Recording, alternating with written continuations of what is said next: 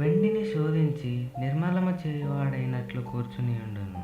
మలాకి 3వ అధ్యాయము 3వ వచనము. పరిశుద్ధులను మరింత పవిత్రులనుగా చేయాలని చూస్తుండే మన తండ్రికి పరిశుద్ధపరిచే అగ్నిజ్వాలల విలువ తెలుసు. ఎక్కువ విలువ గల లోహం గురించి కంసాలి ఎక్కువ శ్రద్ధ తీసుకుంటాడు. దానిని అగ్నిలో కాలుస్తాడు.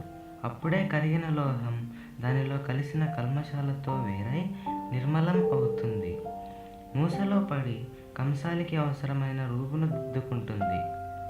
కంసాలి తన కొలిమి దగ్గర నుండి లేచి వెళ్ళిపోడు.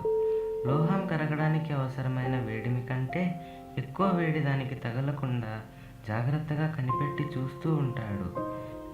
అయితే కరిగిన లోహం ఉపరితలం పైనుండి మురికినంతటినీ తీసివేయగానే, తన ప్రతిబింబం దానిలో కనబడగానే ఆ మంటను ఆర్పేస్తాడు. 7 అంతల వేడిమిలో మండే కొలిమి దగ్గర కూర్చున్నాడు.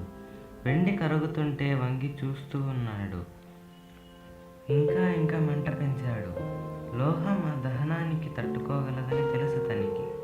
కావలసింది మేలిమి బంగారమే. రాజుకు కిరీటం చేయాలి దానితో. కరుగుతుంటే కనిపించని మురికి కడగా తేలి కనిపించింది. బంగారం ఇంకా ఇంకా దగదగలాడింది. యజమాని నైపుణ్యం తెలియదు మనకి. కనిపించేది అగ్నిజ్వాలే. భయాలు, బాధలు, ప్రశ్నలు అన్నీ కరిగి ఉపరితలంలో చివరికి ఆయన ఆకారం ప్రతిబింబించింది. ఆ కళ్ళల్లోని ప్రేమ కాంతి తలుక్కుమంది. మనల్ని బాధించడం ఆయనకిష్టమా? లేదు.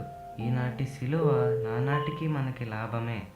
ప్రేమతో ఆయన దృష్టి మనపై ఉంచాడు. కనిపెట్టి చూస్తున్నాడు. కావలసిన దానికంటే ఎంతమాత్రం ఎక్కువ వేడి